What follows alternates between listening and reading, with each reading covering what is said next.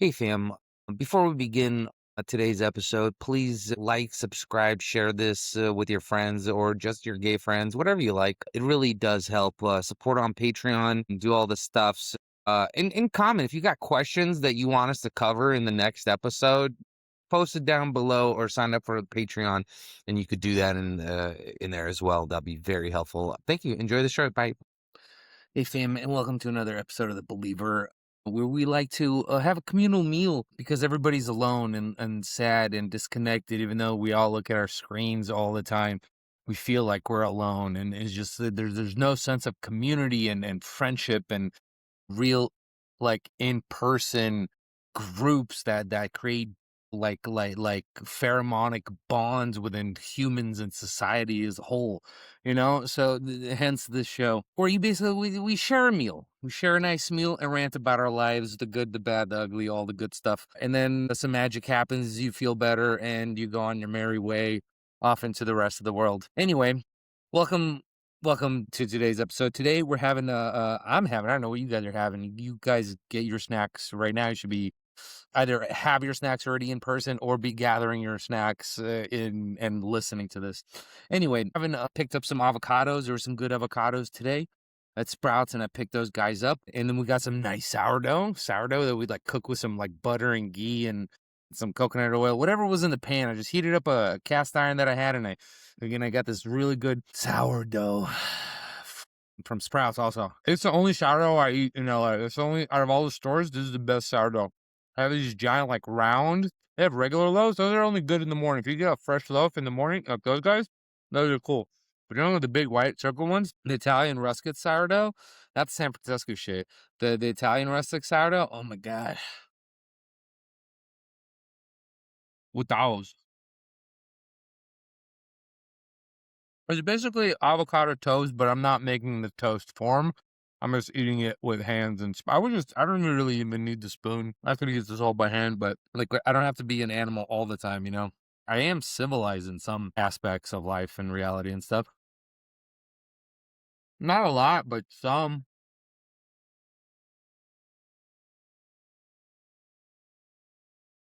Like using spoons for guacamole. I could do that. I could definitely for sure do that. And this was a good choice in my end. This is like the easiest one. Dude, if you're hungry, man, avocado toast, like good, like this kind of shit, not like crap breads or crap avos. Like, there's some good ingredients. I mean, just make guac.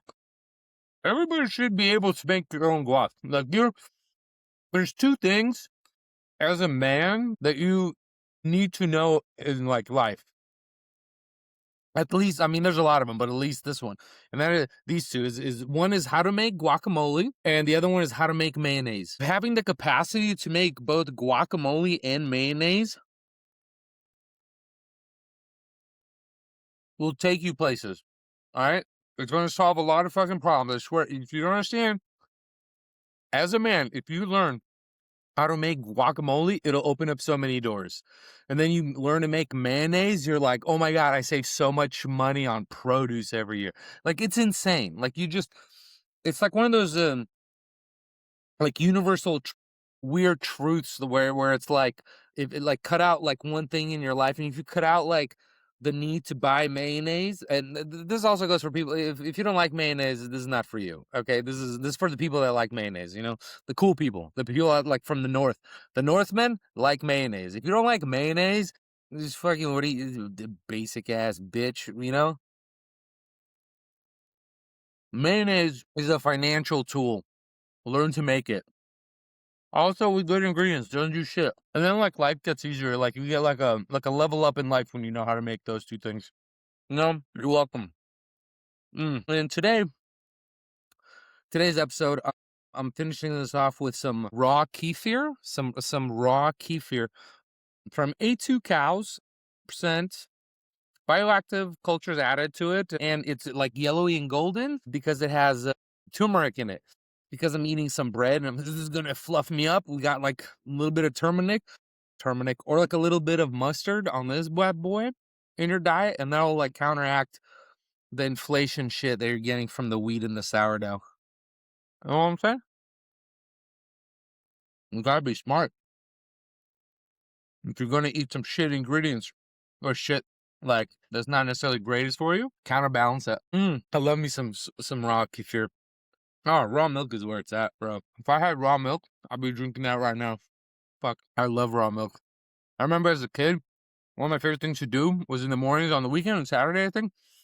We had a milk. We lived in an apartment, and like milk right across from the street from the bazaar. And every morning, all the milk guys get there, and you could like go up to a dude's car, and he'll have like his trunk open, and he'll have like a 50-gallon jug or a couple jugs of raw milk that he milked like some cows that morning, like hot milk. It's still like hot, not pasteurized. He just squirted into his vat, loaded it up in his fucking China, the equivalent of like a Honda Civic. All right, the equivalent of Honda Civic, even less, like a Fiat. It's almost a Fiat, basically. And then he just sells it like right out of the trunk of his car, and you just go there and like bring like a glass bottle and just fill it up, and then you have like the fat layer on top. And shit, that was good. That was honestly one of the things I miss about the Soviet Union is the fresh milk, is the quality of milk. The Soviet Union had really good quality, like you get raw milk everywhere all the time. No one fucking died of it. It's one of the things I miss about one of the few things I miss about the Soviet Union is the raw milk availability everywhere. It was in that respect they did something right. But the other things they fucked up. It was horrible. But this fucking milk was, oh my god, I love it. I love I I I could smell it now. Good mornings. Anyway, raw milk and kefir.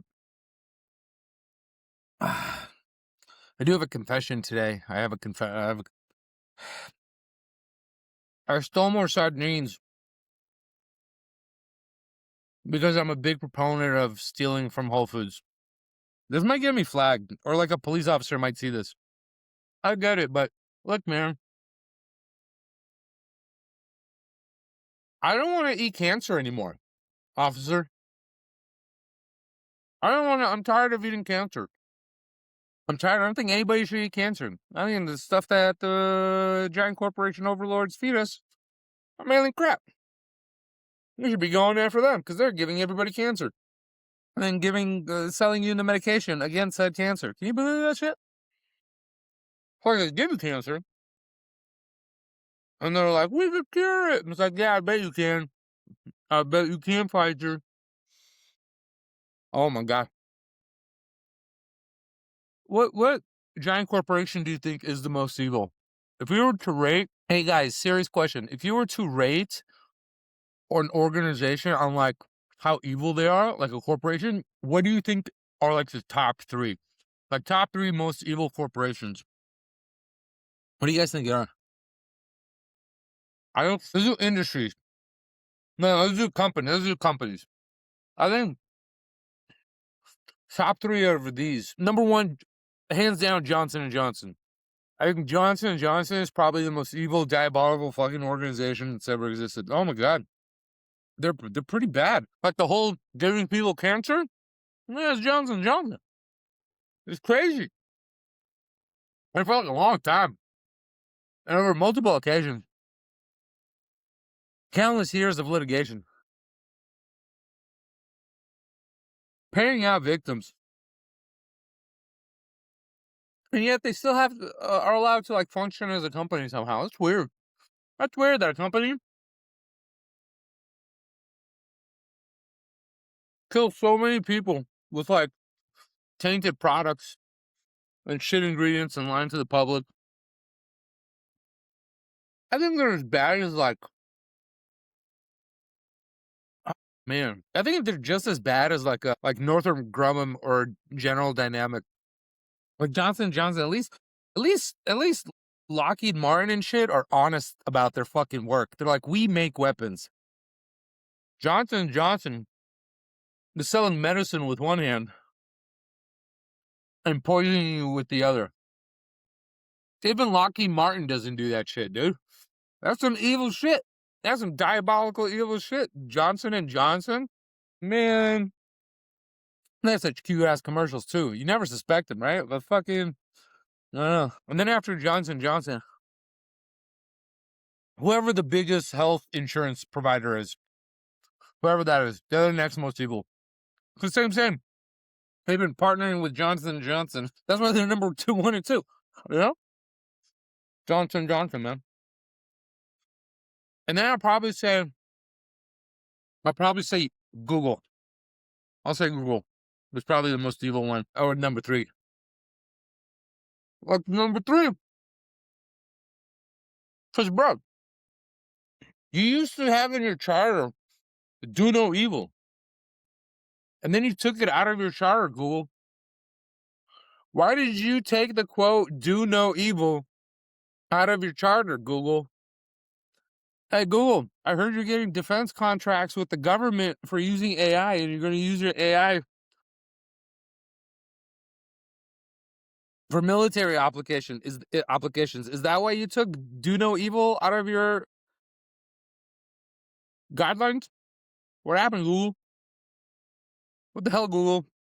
Why'd you take the quote, thou shalt thou do no evil? Why did you take out the quote, do no evil, Google? Sounds like you're about to do some evil. It sounds like you're gonna do some fucking evil. Otherwise, why would you take that out if you're not gonna do no evil, Google? It sounds like you're doing evil right now, Google. I think you're doing evil. I think you're the phone, Google. I know you're hearing this, Google, because you hear everything. You're almost like God. You record everything, Google. You record most things. Google. Why are you doing evil, bro? Why can't you just chill? Google, why can't you just chill out, Google? Stop doing crime, Google. Have you ever thought about not doing crime, Google? Google, it would behest you to not do crime and like evil. I mean, you know what? Do crime. Here's the thing: do crime, but don't do evil. I'll let you do. Google, let's make a deal. You could do crime, just don't do evil. That's a weird thing to take out. You could have had like if you had don't do crime in your bylaws and then you took that out. I'm like, okay, I get it. But you had don't be evil. Don't do evil. That was a serious statement for you. I remember when I learned that I was a wee lad. I was around when you still had in your charter.